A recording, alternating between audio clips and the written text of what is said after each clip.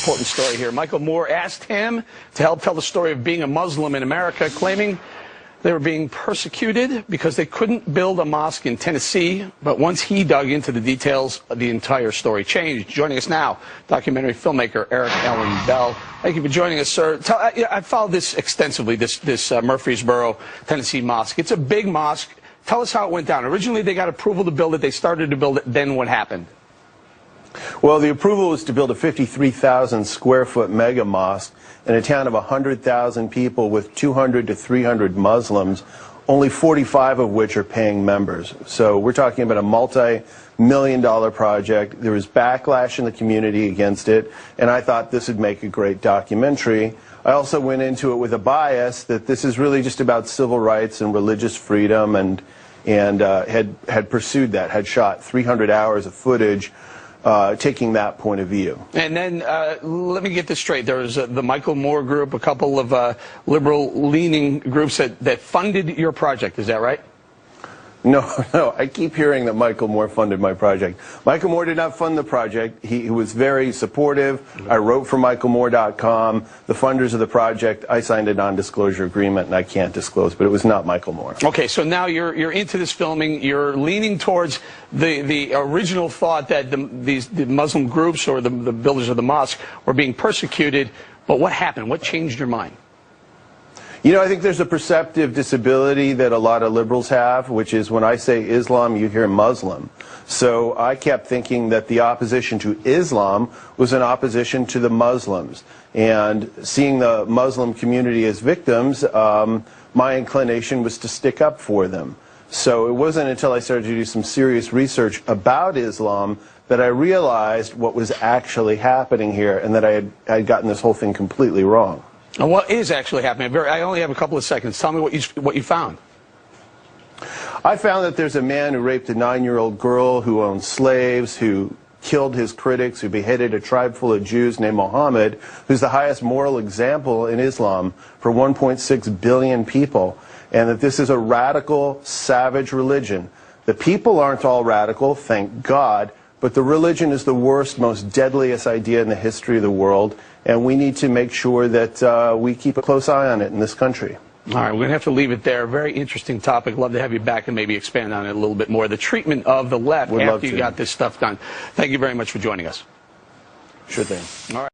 He was ready for a fight for a controversial mosque in Tennessee, but what he discovered about radical Islam changed his mind completely. The documentary filmmaker with us this morning, he has stunning information. Eric Allen Bell, he's my guest again. Sir, we had you yesterday because we wanted to continue that discussion we had. Tell us again. So you're making a film about the mosque in Tennessee that at one point was going forward, then it was halted, and you were against the halting. You wanted to see that mosque built, but when you got there, you started filming. What did you find?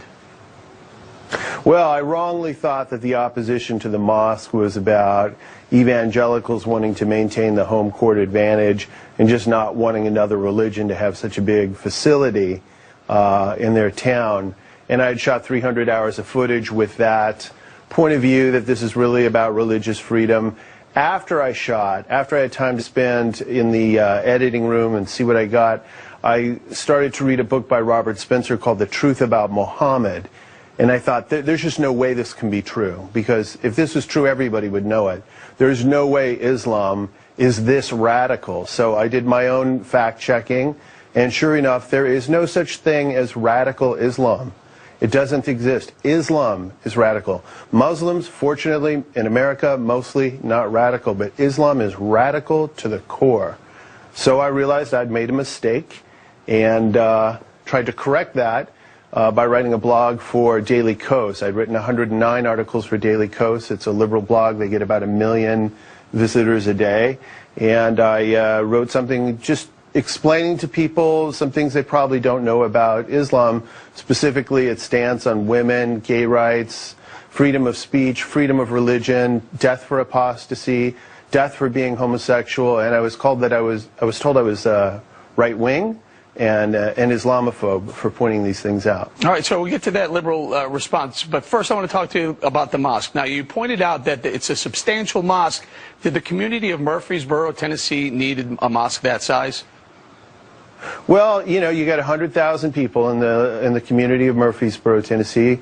An estimated 200 to 300 people are Muslim, all of whom attend the mosque, and 45 paying members of the mosque, building a 53,000 square foot facility.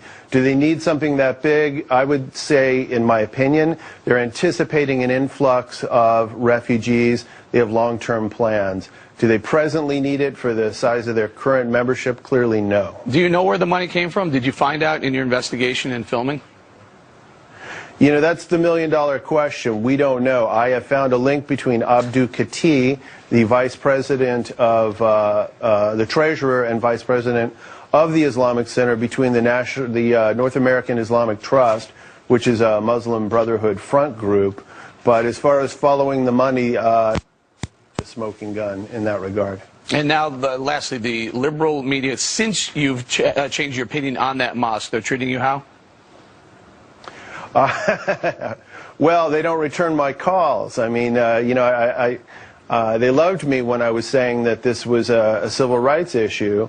You know, the only media that's paying attention to this issue when I present facts, scary facts, are the conservative media. That's where I get invited to go on the radio and on television. The liberal media, which I didn't believe existed before this, I thought that was invented by Rush Limbaugh.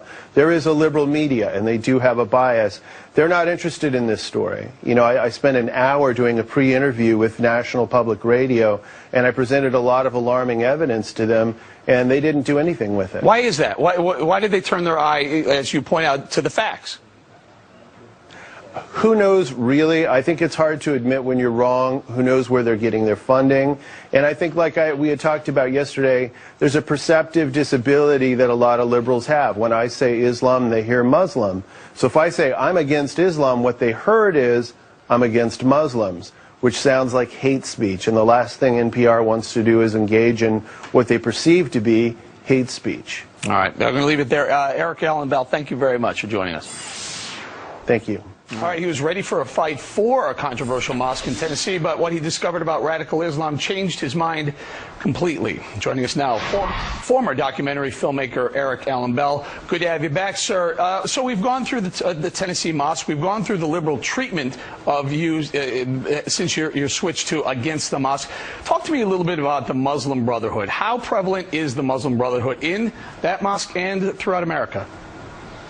Well, the estimates say that about 80% of the mosques in America have been radicalized in some way, receiving some kind of financing through Islamic theocracies which are hostile to America. The literature, which is usually published by Muslim Brotherhood front groups, teaches sedition, treason, Jew hatred. Let's not forget that the mandate of Islam, not radical Islam, is to force the world to submit to Islam. So that's what's taught in mosques. How aligned is the Muslim Brotherhood with the Islamic Center of Murfreesboro? Time will tell. That there's an alignment is clear. On my website, globalinfidel.tv, I've provided the documents that I have that caused me a great deal of concern about Abdul Kati in particular as a Muslim Brotherhood operative. I'm just wondering, why hasn't the Department of Homeland Security done anything? And there are others there.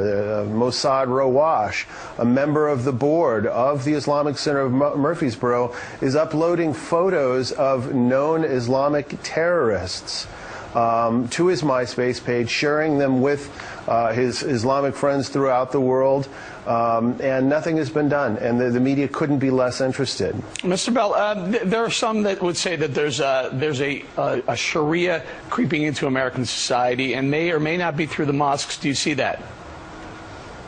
Yeah, when I first heard that word creeping Sharia, it sounded like some kind of Red Scare paranoia thing to me. Until I started to actually do the research, I started to look at what Frank Gaffney and this Center for Security Policy had put out, a 10-part video and also a written report. And it shows the signs of, you know, soft jihad or stealth jihad. Let's not forget that the Holy Land Foundation, which is the largest bust on the part of the FBI of an Islamic charity, charity that was funneling monies into Islamic terrorist organizations, that a memo was unearthed called, that memo, what it called for was to engage in a civilization jihad, which would destroy the West from the inside using its own evil hands. And many of these Muslim Brotherhood Front organizations, especially the Council on American Islamic Relations, which was an unindicted co-conspirator in the Holy Land Foundation trial, are clearly using our media, our legal system, our academic system, and so forth to try to destroy America from the inside. And so lastly, at one point during your career, you were at least friends with, or at least had consultations with the likes of Michael Moore and some of the other liberals on the left. How has that relationship changed? A lot of them broke up with me through text message. I have a few liberal friends that have their minds have changed, because when I discuss this issue, I stay on point with human rights. But for the most part, you know, I've received a lot of hostile emails, a lot of name calling, a lot of people assuming that, you know, I'm a hate monger. So I've lost my livelihood, I've lost my reputation, I lost my car, I lost my credit because of the movie. This has been a bumpy road. All of that said, on an instinctual level, I know that the direction I'm going is the right direction, and quite frankly, I just know too much now to turn back. All right, so we're going to have to leave it there. Eric Allen Bell, thank you very much. Thank you so much.